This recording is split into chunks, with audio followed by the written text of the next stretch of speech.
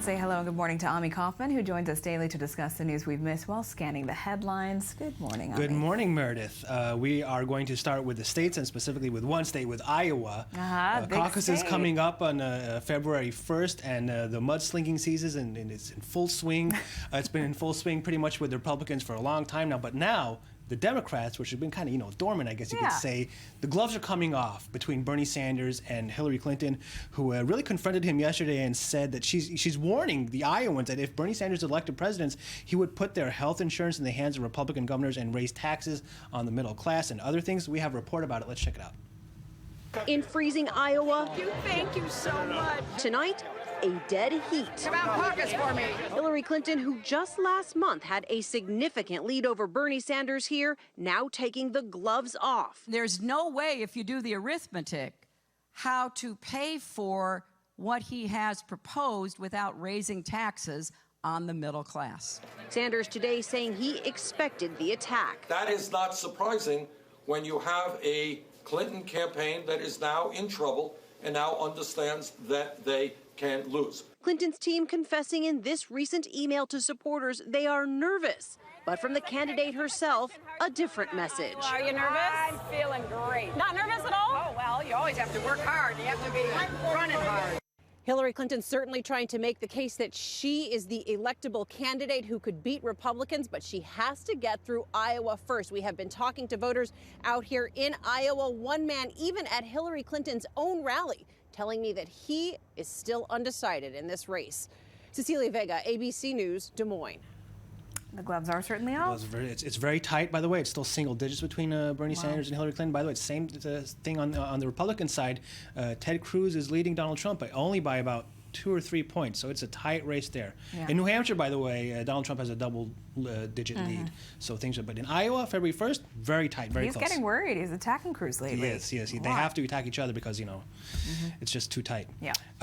Back to the Middle East, which we were talking about before, and back to Syria. This is a very interesting exclusive report that the Daily Beast had. Look at this headline. He said, Russia is arming Hezbollah, say 2 of the group's field commanders. Very interesting. And I think maybe, people in Israel are probably looking at this report a bit worried. Yeah. Lebanese Hezbollah field commanders with troops fighting in Syria told the Daily Beast that they're receiving heavy weapons directly from Russia with no strings attached. That's what the Daily Beast is saying. The commanders say there is a relationship of complete coordination between the Assad regime in Damascus, Iran, Hezbollah, and Russia. And they are receiving some really amazing things like long-range tactical missiles, laser-guided rockets, and anti-tank weapons from Russia. This is stuff, by the way, that was similar stuff that was used in the Lebanon war last time, and I think Israelis are going to be really worried about this these Russian weapons that are coming to Hezbollah.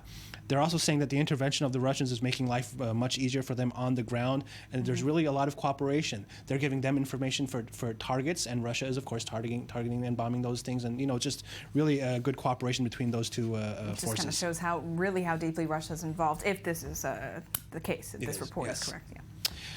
Here to Israel, interesting reports that we're hearing that U.S. Ambassador Dan Shapiro met with the Justice Minister Ayelet Shaked and voiced his concern over her NGO transparency law. It's pretty rare that the U.S. Embassy puts out a statement, gives it to the media about the meetings that it holds with Israeli officials, and it did it this time because it is really worried about this law. And I want to read you some stuff that they wrote in the statement, because Ayelet Shaked compared her law to a very similar law, what she claims is a similar law that exists in the United States. Right, she's trying to draw comparisons here, but it's not quite the same, is it? Perfectly said, because this is what Ambassador Shapiro says. As a general matter, U.S. law imposes no limits, restrictions, or transparency requirements on the receipt of foreign funding by NGOs operating in the United States.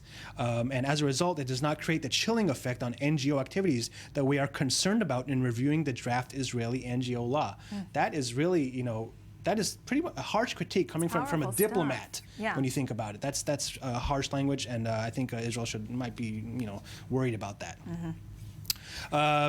Israel is holding the Tel Aviv shooter's body. If you remember, the shooting happened on January 1st in the Hasim Ta pub.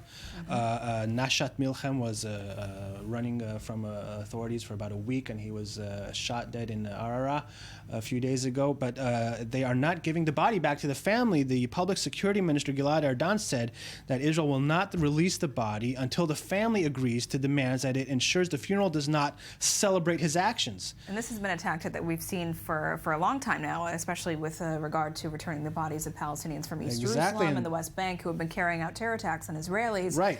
The families have to agree to not hold these big demonstrations to cause perhaps further incitement.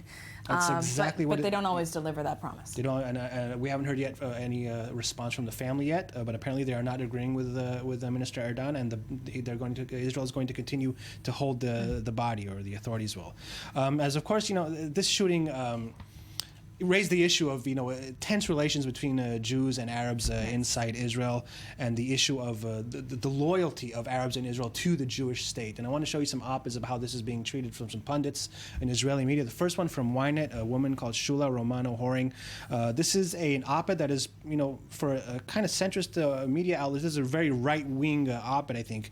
What she says, the time has arrived for the Israeli people and the Israeli government to demand from Israeli Arabs that they show their loyalty to the state by willingly participating in national service and publicly condemning the anti-Israel terror and incitement as a precondition to receiving further state benefits and privileges. Talking about conditions, loyalty. Yeah. This is rhetoric that we've heard, by the way, from very similar to what Avigdor Lieberman of Israel Beitenu used to say during campaigns. Very right-wing rhetoric. On the other hand, I want to show you something from Haaretz of an Arab citizen living in Israel who is complaining about the conditions that we were just talking about of being loyal.